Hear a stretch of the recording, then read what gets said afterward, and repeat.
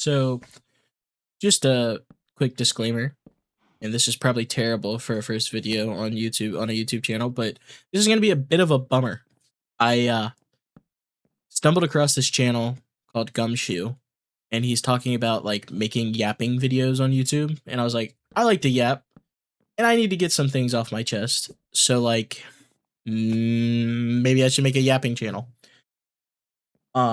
That's not all. I mean, like some of the things he said in his video, not to me, but in his video, really spoke to me in ways. Um, and there's some things I need to get off my chest that I need to say, even if it's to nobody, even if it's just to the void of YouTube. 0 views, nobody watching it. I don't care. I need to say it and be able to look back on it, right? Like a journal almost. And the big one is like, let me just tell you a story to get it out, to start it out, some context. There's a kid, he's in middle school, and everybody around him is telling him he's great, right? He's gifted, he's smart, he's getting straight A's. His parents say he's got potential. His teachers say he's got the potential. He's doing piano, doing recitals for piano. He's submitting art to art shows. Like this kid, he's got potential, and he knows it, damn it, because everybody's fucking telling him that. And I mean everybody. Every teacher. Every parent. His parents. Both his parents. And inside, this kid has something growing, and it's called fear. That kid was me. And I never outgrew that fear. And it was a simple fear.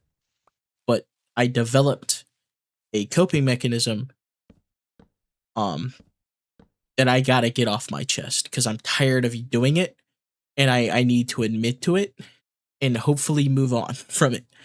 But somehow this stupid kid, me, he got into his head that if he never tried, he would never disappoint these people that tell him he's got so much potential.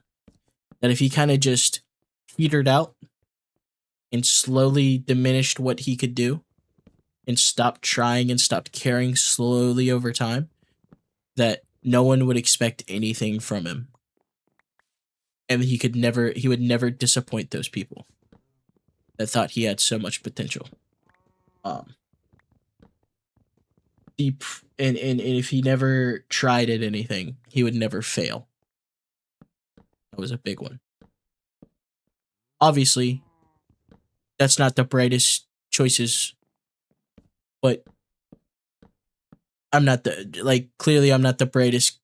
I wasn't the brightest kid because I ended up where I was at because I chose this. And it wasn't like I sat down one day and I had this great idea. It was just like over time, I made choices that lowered the expectations of other people so they'd stop looking at me that way, right? And like this is not a uncommon story, right? Like this is, from what I understand, a lot of people were told they were like this bright, intelligent kid, even if they weren't. And believe me, I probably wasn't, right? Like, just because you're making A's in school does not mean you're a bright kid. Just because you're doing piano recitals does not make you bright. Don't get that twisted. I don't think I was God's gift to fucking 12-year-olds, 14-year-old, however old I was at this time, right?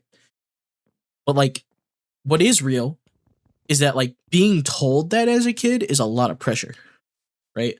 Like being told that like you're gifted, that like you could grow up to be like a fucking neuroscientist and change the world. Like I'm like 14, bro. I want to play Minecraft with these random strangers I found on the internet. I don't want to be a neuroscientist. I want you to stop yapping about it and telling me that I need to do it. And like over time, I subconsciously like avoided things that like made me stand out or made me look like I had all this potential or whatever. And like it became an armor I wore, or an armor I thought I wore. I think is the important thing there. Is like, because like we think of our coping mechanisms as like this tough exterior that protects us from things, but in reality they're very brittle and shatter under pressure very easily, and they're very heavy. It's a very heavy, brittle stone you're carrying, right? And like as I'm getting older, as I'm turning 27, having taken this long to finish a bachelor's degree and getting out on the other side and realizing it was like something I chose to get more time, being that type of like being the type of person who just did enough, right? I'm realizing that that's what it is. It's a heavy, brittle stone that isn't doing much protecting. In fact, it's just slowing me down and getting me hit more. like like this idea that like failure will never come if I never try is ludicrous, right? Like doing nothing, being mediocre because you were never willing to fail is failure. I don't know if anyone else needs to hear that, but I sure as fuck did. And I still do. Like, failure is a good thing. You learn from mistakes. And that's easy to say. And that's like you can understand it on a logical standpoint, right? Like you can hear that and be like, I understand that. Like you learn from your mistakes because like you don't want that bad thing to happen again, right? But like it's one thing knowing what that means, and like it's another thing taking off that armor and accepting it, right? Like the thing about like coping mechanisms and mental aspects, like our mind, it doesn't play by logic, right? Like we like to think of our minds as like these very analytical, oh, it works this way. It's a series of like numbers and code. We're not. We're very emotional beings. We react to stimuli, right? And we create these coping mechanisms as a child, and we wear them like armor, and they're very hard to break, and they don't do well with logic because it's like your brain creates its own reality, right? The reality you're experiencing is in your head, right? Like your mythos, what you believe is what is reality, and no one can tell you otherwise because you're the one experiencing it, right? And that applies to your coping mechanisms, right? So like you'll have this thing that you believe and that you know is true, no matter how much logic you put to it and how much you break it, your mind will still reel back to it as like a coping mechanism in these situations, right? Like, oh wow, that's like for me, for example, it'd be like I do something and people are like, oh wow, that's really good. Are you getting paid for it? You know what I mean? Like at a family function, and it's like, oh, these people expect like me to be a famous artist one day, or maybe I should just give up. And then I go and do another project, and I go to like writing. You know what I mean? Like even though like I have no background in writing, but I start this secondary project, and I'm like, oh, I'm actually not failing. I'm moving on to the next thing, the next exciting, important thing, right? And I never deal like in my mind, I've never failed, right? But in reality, what I'm doing is I'm never dealing with the failure, right? Like I'm subverting the failure, which is in and of itself failing. But my like obviously my mind doesn't, it protects you from that, right? Like it sections it off so that you don't realize that in the moment. Because I believe my like for the longest time, whether it's makes sense or not, right? Obviously I think it was pretty dumb at this point, but that doesn't matter to your like the way my brain's wired, that like the moving on and the never becoming great at something is not in and of itself a failure. It's like I'm moving on to something greater, right? Like, I have to be this I won't settle for just this. I need to do this new exciting pursuit, right? I'll give you an example from my life recently, right? And like that's the really wild thing is like I can see it happening and realize it's happening and I know it's happening and it feels like I'm powerless to do anything about it, right? Like I'm even admitting it on a YouTube video, right? And like this YouTube video is probably my brain doing the exact same thing, right? So I recently started like working on my portfolio, right? My concept art portfolio.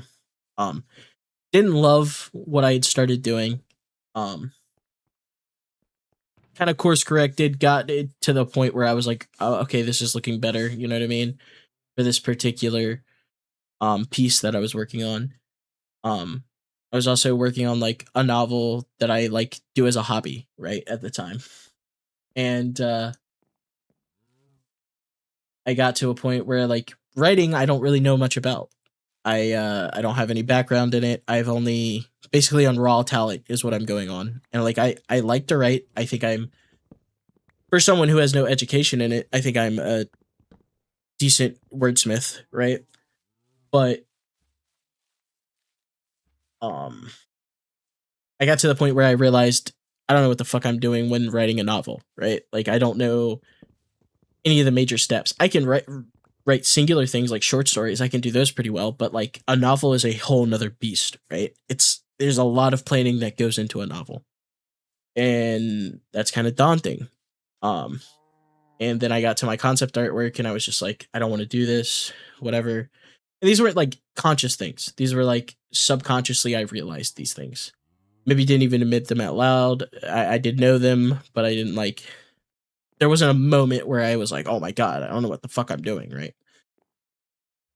Um, a woodworking video shows up. I think woodworking working is cool.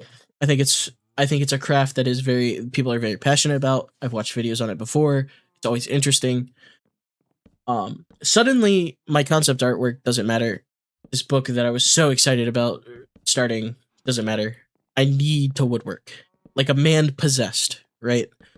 Um, I have no background in woodworking. I've no I've had no real interest in it in my whole life, but like I was convinced that I needed to start woodworking. It could make me money, right? Like I could make furniture for a living. Like all these weird thoughts. And what was happening, right, was that my brain saw something that was close enough to my original goal that it thought it could convince me to move away from the thing I could fail at to protect myself from the failure. And I could start this. And I guarantee you if I had started woodworking, I would have gotten into it. I would have spent the money on the woodworking tools, would have gotten into it, and then I would have found something else, maybe making lit RP or making tabletop RPGs. And I would have gone, "Holy shit. I've got to make tabletop RPGs, guys. I've it's my calling." Hey, I mean, like I'm so passionate about it, and I would have abandoned the woodworking, and I would have gone to that because I would have realized at some point that woodworking is hard, and it takes a lot of work, and it takes a lot of dedication to get really good at, and you gotta be shit at it for a really long time. And I would have realized that subconsciously, and my brain would have acted to take me to something else, right? Whatever it would have been, tabletop RPGs, maybe back to my novel, maybe the game that I've worked on like haphazardly over my entire time at school.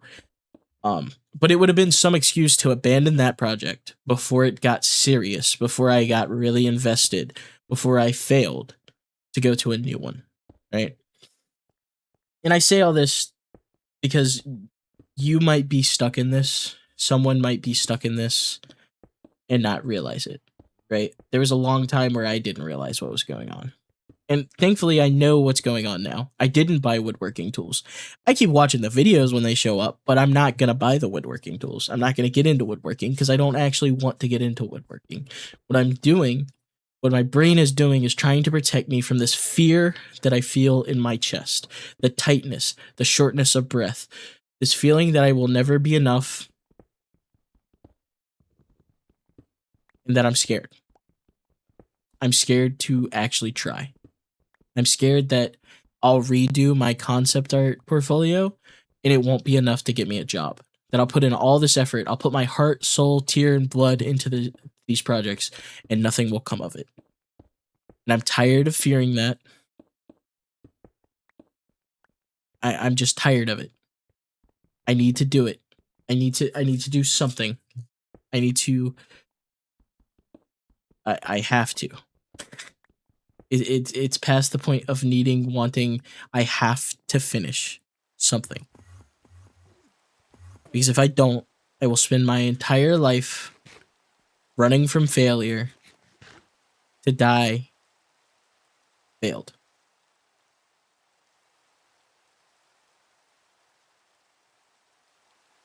having failed. It's probably right.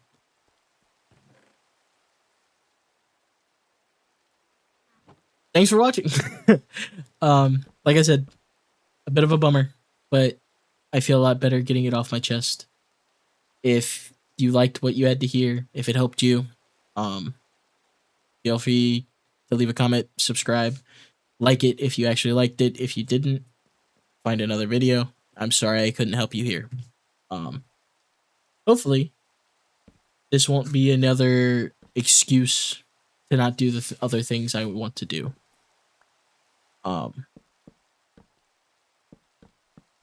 Thanks for listening. Bye.